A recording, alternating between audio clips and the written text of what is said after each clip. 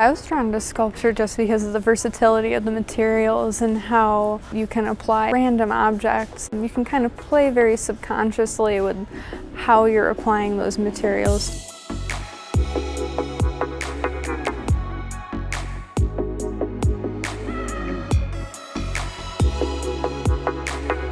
I like to incorporate ideas of environmental preservation, so introducing ideas of invasive species in a more abstract sort of approach, parasites, kind of infections.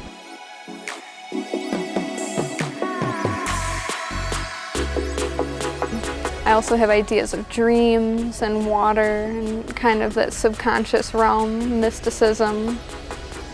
I try to strive towards recycled materials, natural materials. I'm not limited to that. I have used plastics and resins and waxes, so I keep an open mind.